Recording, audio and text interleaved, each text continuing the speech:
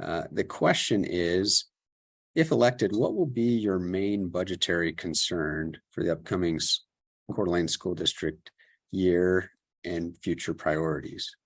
We're going to go ahead and start with Matt Blatt. In the hot seat again. So our schools are the poorest funded in the nation. But somehow, magically, the charter schools here, even though they get less money per student, are able to turn a profit. And that suggests to me there is significant irresponsible behavior or management and disregard for taxpayer funds. There's indicators like the threats that were made during the levy to cut bus routes if the levy didn't pass, and voila, what happens after the levy is passed? Bus routes are cut. No, this is not appropriate. The other issue is the feathering of our own nest. You look at the desire to spend money on improving the Midtown Meeting Center with funds that ought to be or should have been prioritized for the schools as opposed to the Midtown Meeting Center. So there's a lot of hints that there's a lot of financial mismanagement, and a pretty thorough audit is in order. Thank you. Okay, thanks, Matt. Next, we'll hear from Yasmin Harris again. Yasmin? Well, I think that we have a top-heavy organization, and I think that it is important that we are pouring as much funds as we can to our teachers. Ultimately, they are the ones who are pouring into our children. I also think that we need to do a better job in managing the money. I don't think that there is communication happening between the district and the community, which in turn has caused a distrust, which is why we've seen such contention when it comes to these levies. I believe that there is a goal and that we can meet that. I too believe that we can better handle the finances, and that we need to do a better job in clarifying what we are spending and how we are spending it. What I hear from the community is a lack of full understanding. And again, it's something that goes back to transparency and communication, which we got to work on. All right. Thanks, Yasmin. Next, we'll hear from Jimmy McAndrew. Jimmy? Great question. I mean, to make it quick, what is my big concern with the budget is that, there are concerted efforts out there to see the Coeur d'Alene School District move forward without that $25 million in levy funding. For 30 years, we've supported our levies.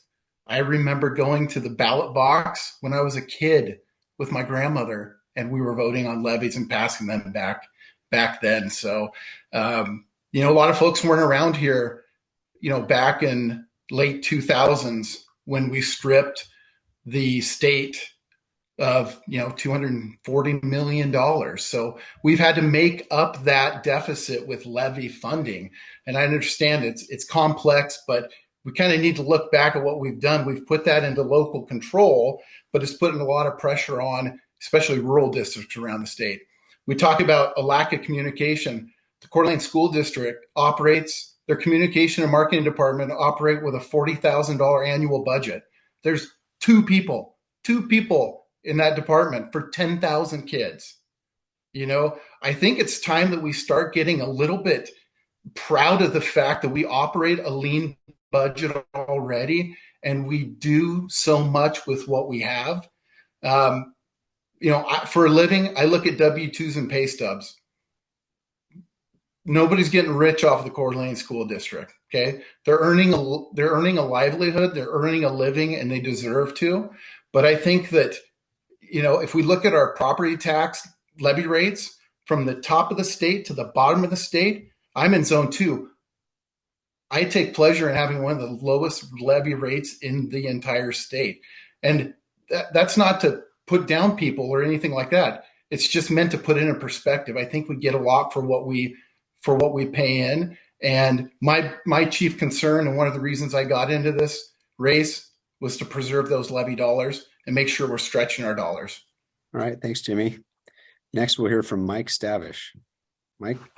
Thank you, Hilo. I think one of the most important things to consider, of course, is going to be competitive salaries.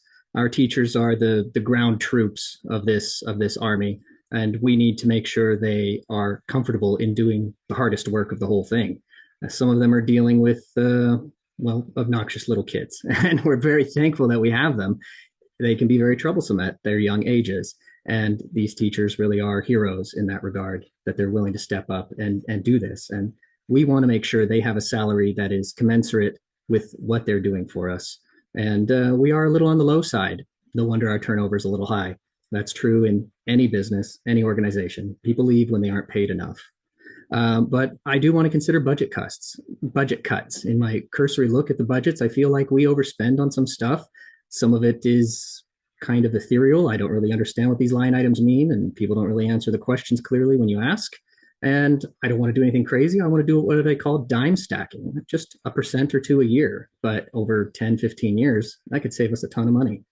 I want to consider our maintenance issues. We tried to pass an extra levy for deferred maintenance. I want to get down to the actual brass tacks of what that is and why we can't get that fixed, whatever those things are. If they're easy enough, I want to involve the community in that. I'm actually pretty handy myself. And the first time I heard about that, I thought to myself, I can go down there with my hammer and drill. I can fix stuff. And, you get a guy who knows what he's talking about and 10 guys who know how to use these tools. We can get it done. Just pay for the materials.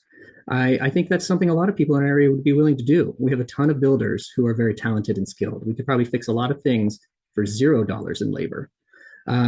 As such, I think we need more funding toward community communication channels. We're just not getting enough from the community in clear, concise terms, and we're not giving it back to them. And finally, I'd like to see less dependence on federal dollars. Thank you. All right, thanks, Mike. And finally, on this question, we will end with Heather Tenbrink, Zone 3. Heather? Thank you. So when it comes to setting a budget, I think the first thing you got to look at is student achievement. What things move student achievement? That's our goal. And so that's what we should focus on. And to that end, the district is actually about to start a program called Smarter School Spending. And the point of this program is to look at how we use our budget money and is that helping us achieve our goal of student achievement. One of the things about our budget is people. 85% of our budget is salary and benefits expense. And it's important to take care of our people. With local levy dollars and some additional state funding this last year, we were able to do pretty generous raises for all of our teachers. And I think everyone was super excited that we could do that. We have a budget subcommittee, and we are beginning this year starting to invite some parents and community members to join us on that committee. And our goal is to make our budget easier for people to understand. I work in accounting. I have a pretty good grasp of our budget, but we would like to make it so that everyone can understand what's going on with our budget. So that's a goal that I support and that the school district is working towards. And I think, and of course, our supplemental levy. And that's part of why it's important for our community to understand our budget. We have a supplemental levy. It's every 2 years. And we need our community to understand where their money's going and to be accountable to them for what that money's being spent on. Great. Thank you, Heather. And the final segment for our